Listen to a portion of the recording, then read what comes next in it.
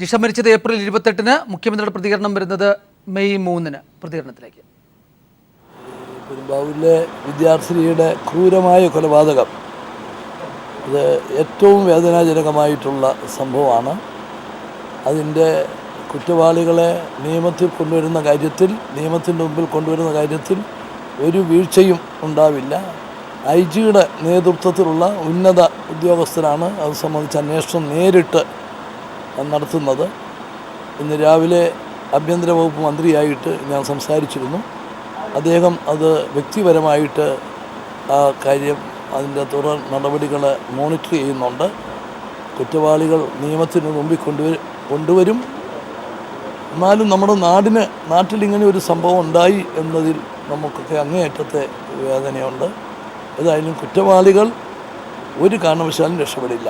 5 ദിവസമായി കൊലപാതകം നടന്നത്. ഇതുവരെ വേണ്ടത്ര കാര്യക്ഷമമായ രീതിയിൽ അന്വേഷണം നടന്നില്ല എന്നുള്ള പരാതിയുണ്ട്. അതല്ല, നമ്മൾ ഇതുപോലുള്ള കേസിൻ്റെ അന്വേഷണത്തിന് പബ്ലിസിറ്റി തന്നെയായിരിക്കും ഏറ്റവും അധികം തടസ്സം വരുന്നത്. അപ്പോൾ അത് ഒരു കേസിൻ്റെ ഒരു വ്യക്തമായ തുമ്പുണ്ടാകുന്നത് വരെ അത് അന്വേഷണത്തിൻ്റെ പ്രോഗ്രസ് പുറത്ത് പറയാൻ സാധിക്കത്തില്ല. ഈ വിവരം പോലീസിൽ ലഭിച്ച അന്നേരം മുതൽ തന്നെ ഏറ്റവും കാര്യക്ഷമമായിട്ടുള്ള പ്രവർത്തനങ്ങൾ നടന്നിട്ടുണ്ട്. അതിൻ്റെ ഫലം ഉടനെ ഉണ്ടാകും എന്നാണ് പ്രതീക്ഷിക്കുന്നത്.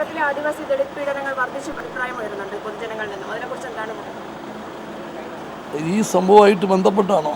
ഇത് ഒരു ദളിത് എന്നുള്ള ഒരു അക്രമത്തിൽ ഒരു മനുഷ്യത്വരഹിതമായിട്ടുള്ളൊരു ക്രൂരമായ കൊലപാതകമാണ്. അപ്പോൾ അതിനെതിരെ കർശനമായിട്ടുള്ള നടപടി ഉണ്ടാകും.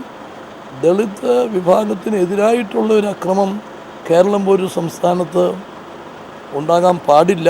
ഉണ്ടായാൽ അത് ദളിത് വിഭാഗക്കാർ മാത്രമല്ല, മറ്റുള്ള വിഭാഗക്കാർ പോലും അതിനെതിരെ പ്രതികരിക്കും.